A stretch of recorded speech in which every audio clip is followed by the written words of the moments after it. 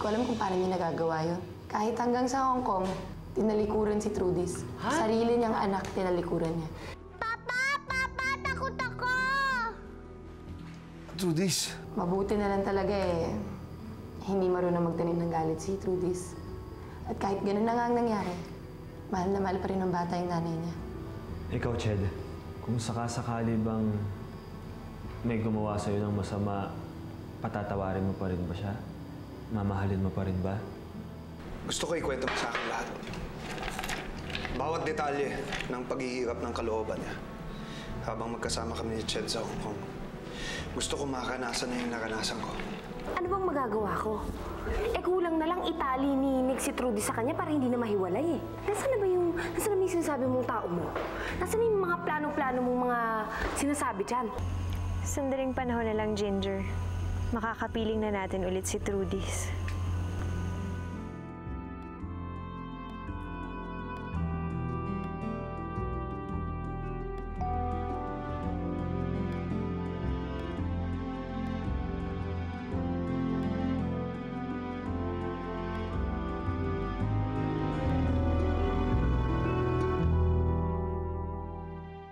Binanggit ko na rin nga doon sa investigador yung tungkol doon sa dalawang matanda na nanligaw doon kay Trudy sa Hong Kong. Iniisip niyo rin ho ba na may kinalaman doon si Madam o isa doon si Madam sa nangyari sa Hong Kong? Posible. Posible yan. At hindi rin ho pala talaga niya ni Madam, no? Hanggang sa Hong Kong ho, nakasunod. Eh, ang pinagtataka ko lang ho, eh kung bakit hanggang sa Hong Kong nakasunod at alam niyo ho yung trip niyo.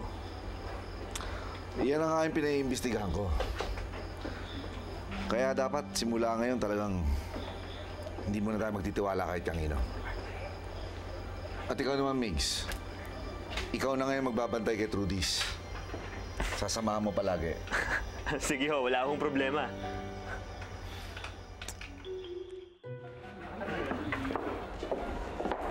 Buisit. Hindi ko na mahihila si Migs kung kailan ko gusto. Si Migs naisip mo? Pero tayo hindi mo naisip na baka pinaiimbestigahan na tayo ng asawa mo. Remember, minsan na niya akong pinagdudahan. Pero ma, nakalusot naman kayo, hindi ba? And besides, kung pinaiimbestigahan niya kayo, I should know. Malay mo. Malay mo kung natuto ng maglihim sa iyo ang asawa mo. Simula nang dumating ang Trudis na yan dito, marami nang nagbago kay Nick, kaya kuidaw ka. Kailangan ko nang ikasa ang susunod kong bala. Ma, saan ka punta?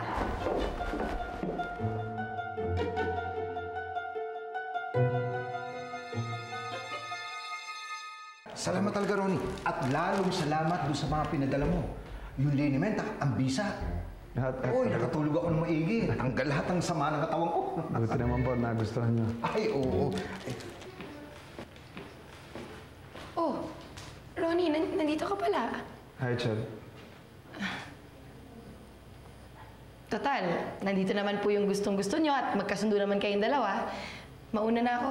Kailangan ko pa kasing kumuha ng paninda sa supplier ko. Tama-tama. Samahan na kita. I'm sure kailangan mo ng mga magbubuhat. Ay, hindi na kailangan. Meron naman mga kargador dun eh. Sige na, Ched, kung okay lang sa'yo. Total, medyo nabitin ako dun sa Hong Kong. Magkasama nga tayo pero hindi naman tayo nakapag-usap ng solo. Ganon? Ay, ano pa naman kailangan natin pag-usapan at kailangan solohin mo pa ako? Tungkol kay Migs, sa tingin ko, hindi mo pa siya lubos na kilala.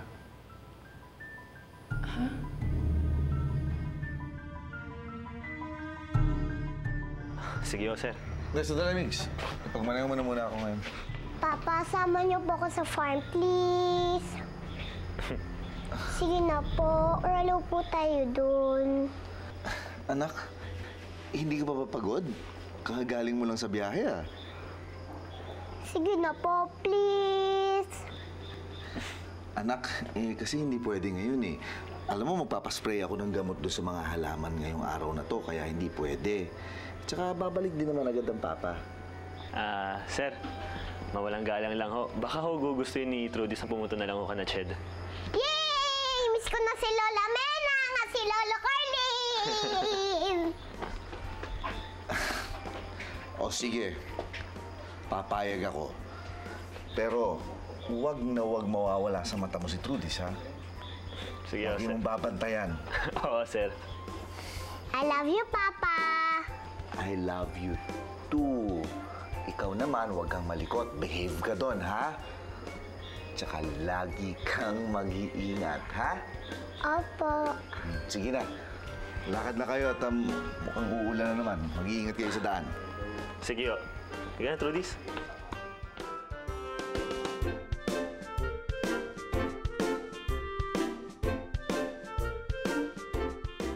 Uy, excited si Kuya Mix na makita si Tita Chet. Siyempre, namimiss ko Tita Ched mo eh. Trudis, nung nasa Hong Kong nga pala kayo, talaga bang lagi niyong kasama si Ronnie? Opo, sweet nga po siya kay Tita Chet eh. Pero si Tita Chet po, hindi po sweet sa kanya. Talaga? Paano mo naman nasabi? Basta po napansin ko lang.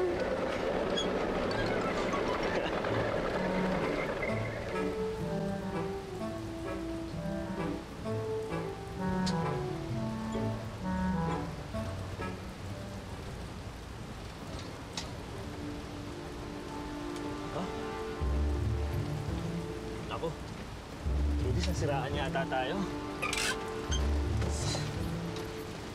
Teka na. Dito ka lang, dito ka lang.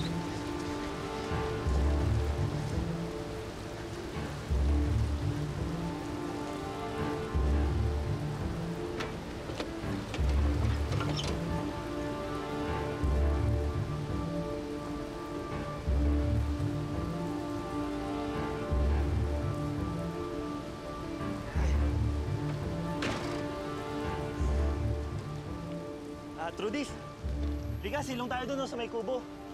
Liga. Yeah.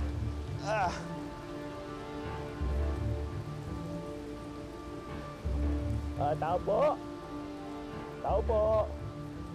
Trudis, parang walang tao. Dito ka na muna. Opo, Kuya Mix. Tawagan ko muna si Tita Ched mo. Saan ba yun? Trudis, parang naiwan ko yung cellphone ko sa truck. Dito ka na muna, tatawagan ko si Tita Ched, ha? Opo, Kuya Pa lang, Mix. sandali lang.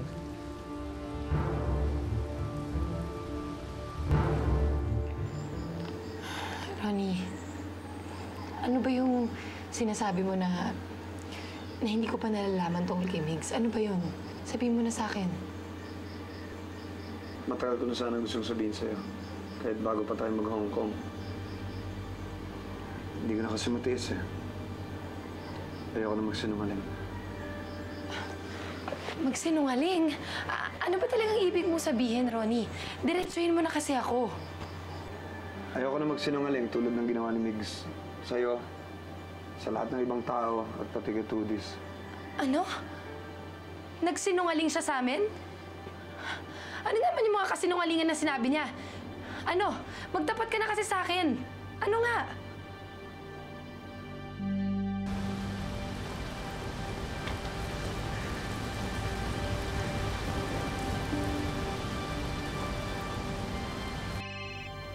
Hello? Migs? Ched! Ched! Ched, naririnig mo ba ako?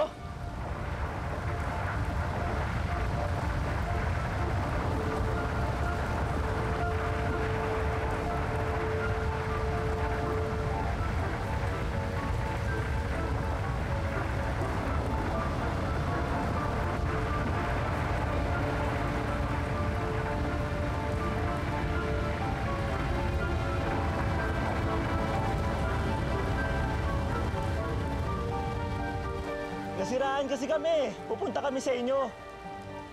Biglang umulan, nagpapalipas na muna kami. Migs, hindi kita masyado marinig. Hello?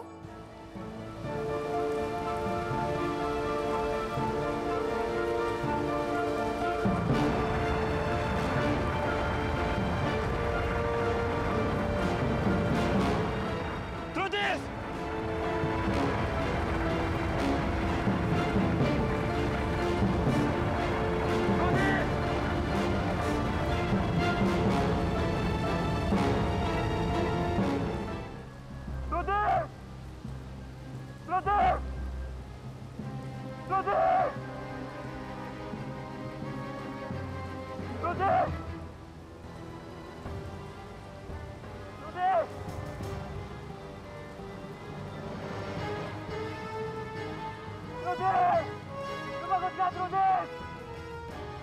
Hello? Hello, Migs? Hello? Migs! Migs! Hello? Putol na. Ronnie, parang may nangyaring masama yata kay Trudis. Narinig ko sa sigaw ni Migs eh. Parang pakiramdam ko talaga may nangyaring masama. Mabuti papuntahan na natin. Halika na. Oh! Saan kayo pupunta? Ano ba nangyari dito? Nay, Tay, parang may nangyari yung masama kay Trudis. Ha? Kasi nakausap ko si Migs, tumawag ho siya sa akin. Papunta ho dapat sila dito, tapos ewan ko, parang may nangyari kasi naputol yung linya, tapos ang narinig ko na lang sumigaw si Migs ng pangalan ni Trudis. Diyos ko naman, ano na naman ang nangyari sa batang yun? Hindi ko nga po alam eh. Ay, teka. Akin na. Ako tatawag sa damuhong to. Pagka yung mix talagang yan, nasisira ang araw natin eh. Tulungan mo kami! Tulong! Tulong! Wala ba tao dyan? Tulong! Lourdes! Lourdes!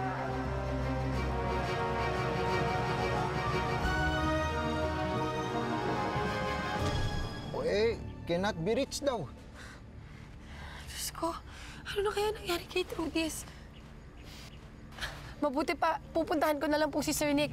Malamang alam niya kung nasan si Trudis o kaya kung ano na nangyari sa kanya.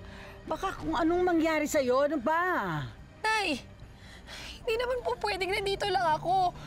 Kailangan malaman ko kung ano nangyayari kay Trudis ngayon. Akong bahala. Sasamahan kita. Ay, siya, sige. Alagaan mo lang si Sedes, ha? Akong bahala sa kanya. Sige po, Nay. Halika na. Mag-iingat ka doon. ka. Mag-iingat ka doon.